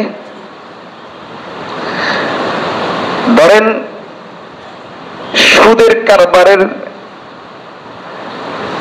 পরবর্তীতে এর প্রাতিষ্ঠানিক রূপ পাওয়ার পরে এর নাম হয়েছে পুঁজিবাদ। এর নাম হয়েছে কি বলেন? পুঁজিবাদ। এর আগ পর্যন্ত সুদের কারবার ইহুদিরা শুরু করছিল, এমনি কোনো মতবাদ ছাড়া এমনি শুরু করছিল। কিন্তু যখন এটা একটা আস্তে আস্তে প্রতিষ্ঠিত হওয়া শুরু হয়, তখন একটা নাম তো দেওয়া লাগে, এটা সিস্টেম, তো সিস্টেমে তো একটা নাম থাকা লাগবে। তখন এর নাম হয়ে গেছে কি? পুঁজিবাদ। পুঁজিবাদ মানে কি? পুঁজিবাদ মানে এবার আপনি দেখেন, চিন্তা করে দেখেন আমার কথাগুলো মিলি কিনা। পুঁজিবাদ মানে পরকীয়া কোনো অপরাধ না, এটা হলো তোমার পার্সোনাল একটা চয়েস। তাহলে বলেন তো এই পরকীয়ার সম্পর্ক তাহলে কিসের সাথে? বলেন না, কথা বলেন না। সুদের সাথে। এটা সম্পর্ক কি সাথে? এবার দেখবেন, এজন্য যদি সুদ যদি সমাজ থেকে বন্ধ করা না হয়, তাহলে ব্যভিচার, পরকীয়া, নারী স্বাধীনতার নামে কুশিক্ষা, অশিক্ষা, এগুলো তো আসবেই। এই যে এখন কি এলজিবিটি, এই যে এগুলো মূল কারণ হলো সুদ। এগুলোর পিছনে মূল কারণ কি বলেন? সুদ। কারণ তখন নিজের যৌনতাটাকে পূরণ করাটা যে কোনো ভাবে, কুত্তা বিড়ালের মতো, শুকুরের মতো, এই চাহিদাটাকে পূরণ করাটা, তখন এটা হবে তাদের একটা, এটা মানবাধিকারের একটা বিষয় তাদের কাছে। এটা তখন এটাই একটা মানবাধিকার। আপনি যদি বাধা দেন, আপনি বাধা দেওয়ার কে?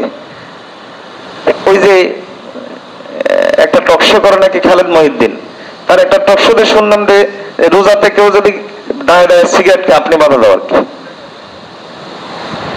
এটা, এই যে কথাগুলো কেন আসলো, এই সবগুলোর আপনি যদি গোড়া খোঁজেন, সুতোটা যদি খোঁজেন, তাহলে পাবেন যে সুদ মানে পুঁজিবাদ। সবগুলো সুতো হলে বলেন কি? পুঁজিবাদ। এজন্য এই সুদটা, এটা যখন প্রতিষ্ঠিত হয়, তখন মজলুমের কান্নার কানে যায় না। এই ফিলিস্তিনের নির্যাতন, পুঁজিবাদ শেষ করেন। আপনাদের ধারণা মতে কি যে ইসলামের বর্তমানে সবথেকে বড় প্রতিপক্ষ কে বলেন তো? আপনারা হয়তো বলতে পারেন ইহুদিরা, কেউ বলতে পারেন খ্রিস্টানরা। হ্যাঁ, যদি আপনি ধর্ম হিসাবে বিবেচনা করেন, হতে পারে। কিন্তু বাস্তবতা হলো মুসলিম উম্মার সবচাইতে বড় বিস্ময়, সবচাইতে বড় প্রতিপক্ষ বর্তমান দুনিয়াতে সেকুলারিজম, ধর্মনিরপেক্ষ মতবাদ। এটা সবচাইতে বড়। এই ধর্মনিরপেক্ষ মতবাদ ইহুদিরা চালাচ্ছে, খ্রিস্টানরা চালাচ্ছে, তারা প্রতিষ্ঠিত করতেছে, সেটা ভিন্ন কথা। এটা ধর্মনিরপেক্ষ মতবাদ। এই ধর্মনিরপেক্ষ মতবাদকে চালায়, এটা তেল পানি মশলা দিয়ে এটাকে চালায় হলো পুঁজিবাদ। এটাকে তেল পানি দিয়ে মশলা দিয়ে এটাকে চালায় কে? পুঁজিবাদ। আর পুঁজিবাদের একটা প্রধান হাতিয়ার হলো স্বাধীনতা, স্বাধীনতা, স্বাধীনতা, লিবারিজম। এটা হলো তাদের প্রধান বলি।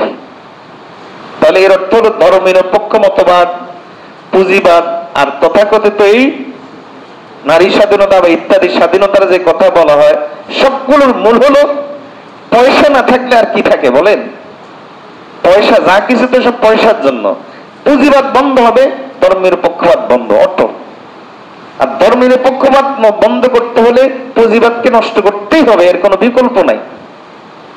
ধর্মনিরপেক্ষ মতবাদকে যদি আপনি নষ্ট করতে চান, তাহলে পুঁজিবাদকে নষ্ট করতে হবে। আপনি ইসলামের যুদ্ধ, কুসির যুদ্ধ হয়েছে খেলাফতের সময়ে, 1200-1300 বছর পর্যন্ত বিভিন্ন যুদ্ধ বিগ্রহ হয়েছে। এই যুদ্ধ বিগ্রহের মধ্যে দুই পক্ষ মিলিয়ে, 1000 বছরের যুদ্ধ জেহাদের মধ্যে দুই পক্ষ মিলিয়ে, মুসলিম অমুসলিম এই দুই পক্ষ মিলিয়ে আপনার কথার কথায় 1000 বছরের মধ্যে আপনার 1.5 লাখ লোক পাবেন না যে যা মারা গেছে। কথা বুঝাইতে পারি না। কত বছরের যুদ্ধে? 1000 বছরের যুদ্ধে বহু যুদ্ধ হয়েছে মুসলমানদের সাথে, খ্রিস্টানদের সাথে, বিভিন্ন ধর্মের অনেক যুদ্ধ হয়েছে, আপনি এই পরিমাণ পাবেন না। কিন্তু এই ধর্মীয় পক্ষ মতবাদ সব দেশ বাদ দেন, মুসলমান বাদ দেন, এক হিরোশিমা, এক নাগাসাকিতে কি করছে, এক জাপানে কি করছে বলেন? তাহলে এই সেকুলারিজম এটা শুধুমাত্র ইসলামের শত্রু, এটা গোটা মানবতার শত্রু। এক ফিলিস্তিনে কি করতেছে, কি পরিমাণ মুসলিম, এই যে মাত্র 100 বছর হয় না, 100 বছর তো হয় নাই, এই মানবতার সবচেয়ে বড় বিস্ফোরণ। কোন মুসলমান তেমনি এই মতবাদটা গ্রহণ করে আমার বুঝে আসে না। কুত্তা পেশাব না করলে কোন মুসলমান এই মতবাদ গ্রহণ করতে পারে না। কুত্তার চরিত্রের লোক ছাড়া কোন মুসলমান এই মতবাদ গ্রহণ করতে পারে না। কোন জানোয়ারের চরিত্রের লোক ছাড়া কোন মুসলমান সেকুলারিস্ট হতে পারে না। এই মতবাদটা সেকুলারিজম, এই মতবাদটা শুধুমাত্র মুসলমান হত্যা করছে 100 বছরে। 1 লাখ নয়, 2 লাখ নয়, 2 কোটি মুসলমান। শুধুমাত্র এই মতবাদ 2 কোটি মুসলমানের রক্ত ঝরাইছে। আরো আশ্চর্য হবেন, এই রক্ত ঝরানোর জন্য তারা নিজেরা যুদ্ধ করা লাগে নাই, দেশে দেশে স্বৈরাচার তৈরি করে দিয়েছে, তারাই এই কাজটা করে দিয়েছে। মুসলমানকে দিয়ে মুসলমানের রক্ত ঝরাইছে, মুসলমানদেরকে মুসলমানের রক্ত ঝরাইছে। যেটা ইহুদি খ্রিস্টান 1400-12,000 বছর পর্যন্ত কুচিত যুদ্ধ করে মুসলমানদেরকে দিয়ে করাইতে পারে নাই, যে কাজটা সেটা 100 বছরের সেকুলারিজম সেই কাজটা করাই ছাড়ছে। কোথাও আপনার কামাল আতাতুর্ক তৈরি করে দিচ্ছে, কোথাও বাশার আসাদ তৈরি করছে, কোথাও লেডি ফেরাউন তৈরি করছে, এবং তৈরি করে করে করে করে তার মুসলমানদেরকে নিয়ে মুসলমানদের রক্ত ঝরাইছে। আর মুসলিম উম্মার হুজুর মানে খারাপ, ইসলাম মানে খারাপ, মাদ্রাসা মানে খারাপ, মসজিদ মানে খারাপ, ভাই মানে খারাপ, পর্দা মানে খারাপ, এই কথাগুলো সমাজের মধ্যে প্রতিষ্ঠিত করছে এই পুঁজিবাদ, এই ধর্মনিরপেক্ষতাবাদ, যেটা 1000 বছর পর্যন্ত ইহুদি খ্রিস্টানরা পারে না। ইহুদি খ্রিস্টানরা, আমরা 1000 বছর ইতিহাস আপনি পাবেন না যে আমাদের এই ইসলামের এই ঐতিহ্যগুলোকে বিশ্বের সামনে খারাপ হিসেবে উপস্থাপন করছে। কিন্তু মাত্র 100 বছর ইতিহাসে এগুলোকে তারা এমন ভাবে খারাপভাবে উপস্থাপন করছে। এজন্য এই মতবাদটা হলো এই সুদ, এটা যার ভিত্তি হলো, মূল বুনিয়াদ হলো সুদ, যেটার মূল বুনিয়াদ হলো সুদ। এজন্য সুদ ইসলামের কাছে এত বড় ঘৃণার জিনিস। সুদ মানেই হলো ইসলামের গোড়া কেটে দেওয়া। সুদ মানেই হলো তথাকথিত সেকুলারিজমকে প্রতিষ্ঠিত করা। সুদ মানে হলো পুঁজিবাদ নিয়ে আসা। সুদ মানে হলো তথাকথিত নারী স্বাধীনতা নিয়ে আসা। সুদ মানে হলো ব্যভিচারের ছড়াছড়ি। সুদ মানে হলো ইসলামকে সংকুচিত করা। সুদ মানে হলো মজলুমের কান্না কানে না যাওয়া। সুদ মানে হলো জালিমকে প্রতিষ্ঠিত করা। সুদ মানে হলো বিশ্ব মানবতার জন্য হুমকি। সুদ মানে হলো কেবলমাত্র মুসলমানের জন্য নয়, গোটা দুনিয়ার জন্য হুমকি। এজন্য সুদ আপন মায়ের সাথে ব্যভিচার করার চাইতে খারাপ। কারণ আপন মায়ের সাথে ব্যভিচার করা একটা নোংরা জঘন্য জিনিস, যেটা মুখে উচ্চারণ করলেই আপনার অন্তর রি করে ওঠে ঘৃণায়। এটা জঘন্য জিনিস হতে পারে, কিন্তু এর জন্য সমাজে এত ক্ষতি হয় না, এজন্য জাতির এত ক্ষতি হয় না, এজন্য বিশ্ব মানবতার এত ক্ষতি হয় না। এজন্য হাদিসে রাসূলুল্লাহ সাল্লাল্লাহু আলাইহি ওয়াসাল্লাম বলেছেন যে এটা আপন মায়ের সাথে ব্যভিচারের চাইতে খারাপ। আল্লাহ তাআলা কোরআন মাজিদে একমাত্র গুনাহ যে গুনার ব্যাপারে বলেছেন ফাজানু বিহারবিন মিনাল্লাহি ওয়া রাসূলি, তুই যদি এই গুনাহ করস তাহলে আল্লাহ এবং তার রাসূলের বিরুদ্ধে যুদ্ধে নাম। মসজিদে নামাজ পড়েন, সুদের কারবার ছাড়েন না, আল্লাহর কাছে কি জবাব দিবেন? আল্লাহর কাছে কি জবাব দেন? বলতে পারেন আমি ভালো। আব্দুল্লাহ ইবনে উবাইও মসজিদে নামাজ পড়ে আল্লাহর বিরুদ্ধে যুদ্ধ করছে। তাহলে আপনার চরিত্র আর তার চরিত্রের মধ্যে কি ব্যবধান? বলেন কি ব্যবধান? আল্লাহ আমাদেরকে বোঝার তৌফিক দান করুন। আমি কি কথা বেশি বলে ফেলতেছি? এগুলোই বাস্তব। আল্লাহ তাআলা কোরআন মাজিদে বলেন যে আল্লাহ এবং তার রাসূলের বিরুদ্ধে যুদ্ধ ঘোষণা করো।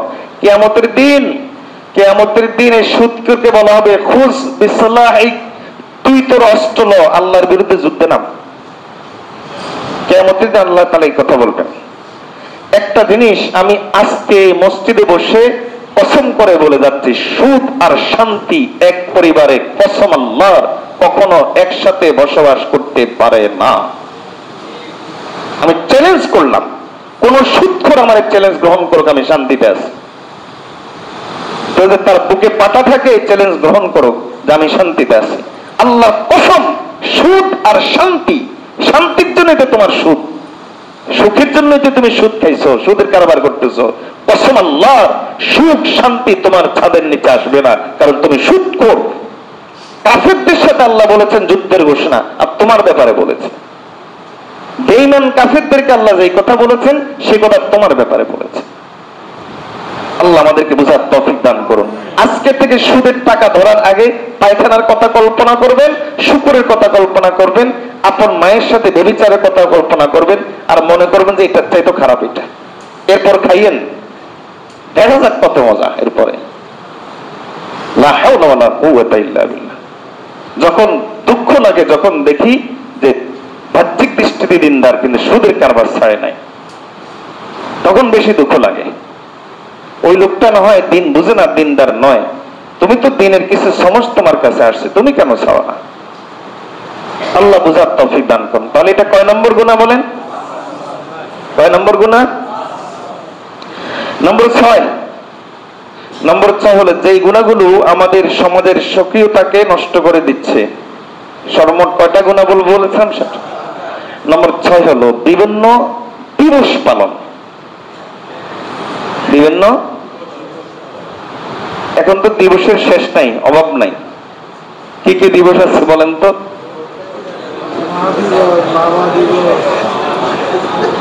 এগুলো তো সবগুলো আছে, birthday, rose day, chocolate day, হোতা ডে, বসা ডে, খাওয়া ডে, কত ডে যে আছে, আছে না? এর মধ্যে সবচেয়ে খারাপ ডে কোনটা জানেন?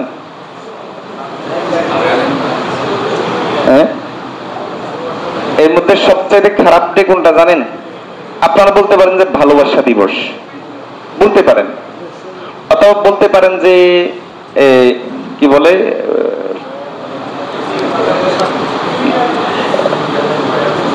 পয়লা বৈশাখ, না ইংরেজি নিউ ইয়ার। আপনারা বলতে পারেন হয়তো এটা 31st, আপনারা বলতে পারেন এটা আপনাদের দৃষ্টিকোণ। তো আমার পর্যবেক্ষণটা ভিন্ন। সবচেয়ে খারাপ হলো জন্মদিবস পালন করা। বলতে পারেন কেন? কারণ এটা যে পালন করে সেই ওগুলা নিয়ে আসে। তাহলে এটা হলো রাস্তা, এটা হলো কি রাস্তা, মানে এটা দিয়ে বাকিগুলোকে আনে। তাহলে এটা হলো পিয়ন। তাহলে সবচেয়ে খারাপ হলো এটা। জন্মদিবস বন্ধ করেন, বাকিগুলো দেখবেন যে বন্ধ হয়ে গেছে। কারণ যার অন্তরে জন্মদিবস পালনের ব্যাপারে ঘৃণা ঢুকবে, তার অন্তরে নিউ ইয়ার, ভালোবাসা দিবস এগুলার ওয়াজ করা লাগবে না, অটো ঘৃণা ঢুকে যাবে। আরো কত ডে তো আছে। এই সমস্ত জিনিসগুলো আমাদের সমাজের সক্রিয়তাটা নষ্ট করে। রাসূলুল্লাহ সাল্লাল্লাহু আলাইহি ওয়াসাল্লাম বলেছেন, মান তাশাব্বাহা বিকওমিন ফাহুয়া মিনহুম। যে যে জাতির অনুসরণ করে সে তাদের অন্তর্ভুক্ত হয়ে যায়। কে বলেছেন? রাসূলুল্লাহ সাল্লাল্লাহু আলাইহি ওয়াসাল্লাম। যে যে জাতির অনুসরণ করে সে তাদের অন্তর্ভুক্ত হয়ে যায়।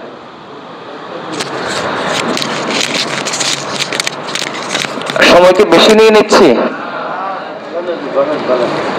আচ্ছা, আমাদের সমাজের সক্রিয়তা, ইসলামী সমাজের সক্রিয়তাকে নষ্ট করে দিচ্ছে এই আরেকটা গুনাহ। সেটা হলো অমুসলিমদের বিভিন্ন দিবস উদযাপন করা, অমুসলিমদের বিভিন্ন ইয়েতে যাওয়া, কি বলে অনুষ্ঠানে, অমুসলিমদের বিভিন্ন অনুষ্ঠানে যাওয়া, অমুসলিমদের বিভিন্ন ইয়েতে যাওয়া, এগুলা। নবীজি সাল্লাল্লাহু আলাইহি ওয়াসাল্লাম হাদিসের মধ্যে বলেছেন, মান তাশাব্বাহা বিকওমিন ফাহুয়া মিনহুম। যে যে জাতির অনুসরণ করে সে তাদের অন্তর্ভুক্ত হয়ে যায়। আল্লাহ তাআলা আমাদেরকে এই গুনাহ থেকেও বেঁচে থাকার তৌফিক দান করুন। 7 নম্বর হলো, এটা বেপরদারই একটা শ্রেণী, একটা ধরন। সেটা হলো পর্দা যারা করে তাদের মধ্যেও পাওয়া যায়। সেটা হলো নিকট আত্মীয়দের ব্যাপারে সতর্ক না থাকা। যেমন মনে করি যে কাজিনই তো পর্দার দরকার কি, দুলাভাই তো পর্দার দরকার কি? বুঝেন নাই? এই কারণে আমাদের মুসলিম পরিবারের যে ঐতিহ্য থাকা দরকার সে ঐতিহ্য থাকে না। মনে করি যে খালুই তো মুরব্বী মানুষ, সমস্যা কি? তো মুরব্বীর অন্তরে যে এসকে কুঁতকুত করে আপনি হয়তো জানেন না, কিন্তু জানেন কে? আল্লাহ নিজেই বলেন ইয়ালামু খাইনাতাল আয়ুন ওয়া মা তুখফিস সুদূর। আপনি মনে করতেছেন আপনার বাবার বয়সী, কিন্তু সে যে আপনাকে মনে মনে ভোগ করে আল্লাহ বলেন আমি জানি। আল্লাহ বলেন আমি জানি। কিন্তু এটা মনে করি তো কি হয়েছে, চাচা শ্বশুরই তো। রাসূলুল্লাহ সাল্লাল্লাহু আলাইহি ওয়াসাল্লাম হাদিসের মধ্যে যখন বললেন যে তোমরা ইয়াকুম ওয়াদখুল আলান নিসা, তোমরা মহিলাদের ঘরে পটাপট ঢুকে যাইও না, চলে যাইও না। সাহাবী দেখেন প্রশ্ন করলেন ইয়া রাসূলুল্লাহ সাল্লাল্লাহু আলাইহি ওয়াসাল্লাম, ঘরে যেরকম একটা বিলাই থাকে এরকম দেবরত একটা থাকে। বিলাই যেমন মেও মেও করে, দেবরত বাবির দিকে উকি উকি চোখ চুরি চুরি করে দেখে, এরকম দেবরত একটা থাকে। তো এই ব্যাপারে আপনার মত কি? নবীজি সাল্লাল্লাহু আলাইহি ওয়াসাল্লাম বলেন আল হাম্মু আল মাউত, দেবত্ব হলো সাক্ষাৎ একটা মৃত্যু। রাস্তার অপরিচিত লোকের মাধ্যমে দুর্ঘটনা ঘটার সম্ভাবনা যদি 1% হয়, দেবর, দুলাভাই, কাজিন এদের মাধ্যমে দুর্ঘটনা ঘটার সম্ভাবনা আশঙ্কা 99%।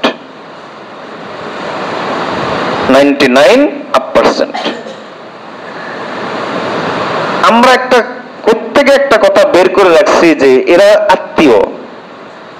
এই আত্মীয় কথাটা এটা হলো আমাদের কনসেপ্ট। ইসলামের দৃষ্টিতে এরা পরপুরুষ পরনারী। আত্মীয় এই কথাটা এটা আমাদের কনসেপ্ট। একই পরিবারে যেহেতু থাকে, একই পরিবারে যেহেতু বড় হয়, এজন্য আমরা মনে করি যে এটা আত্মীয়। ইসলামের দৃষ্টিতে এরাকে আত্মীয় না, এরা পরপুরুষ। এরা পরপুরুষ পরনারী। বরং অন্য পরপুরুষ তার সঙ্গে যদি আপনি জীবনে কথা না বলেন, বলেন তো কোনো গুনাহ হবে না সওয়াব হবে? সওয়াব হবে। ঠিক তেমনি ভাবে আপনি এদের সাথে যে জীবনে কথা না বলেন, গুনাহ হবে না, কি হবে? তাই বলে এতটা অসামাজিক হওয়ার জন্য আমরা বলি না, বা ইসলামও বলে না। যদি সে যেহেতু আপনার পরিবারে আসা যাওয়া করে, সৌজন্যতা রক্ষা হয় যতটুকু ততটুকু তার সাথে কথা বলতে পারেন পর্দার আড়াল থেকে। তবে শরীয়ত বলে তখন তোমার গলার কণ্ঠস্বরকে মোলায়েম করিও না। দুলাভাই কেমন আছেন এরকম না, দুলাভাই কেমন আছেন এরকম কথা বুঝছেন, এরকম করে বলতে হবে না, বুঝার জন্য। এভাবে না বললে তো আপনারা বুঝবেন না। তখন এভাবে বলতে হবে, ভাইয়া কি খবর এরকম না, ভাইয়া কি খবর, ভালো আছেননি, এরকম। এই জাতীয় আপনি এরকম করে বলতে পারেন, অসুবিধা নাই। এই জিনিসটা আমাদের সমাজের মুসলিম উম্মার স্বকীয়তাটাকে, স্বতন্ত্রকে নষ্ট করে দিচ্ছে, মুসলিম উম্মার দেওয়ালকে নষ্ট করে দিচ্ছে। আল্লাহ যে গুণাগুলোর কথা বলেছি, আমাদেরকে এই গুণাগুলো থেকে বেঁচে থাকার তৌফিক দান করুন। আমাদেরকে মুসলিম উম্মার স্বকীয়তা রক্ষা করার তৌফিক দান করুন। তো এই গুণাগুলো থেকে আমরা বেঁচে থাকার চেষ্টা করবো তো ইনশাআল্লাহ। আল্লাহ আমাদের সকলকে তৌফিক দান করুন। ওয়া আখির দাওয়ানা আনিল হামদুলিল্লাহি রাব্বিল আলামিন।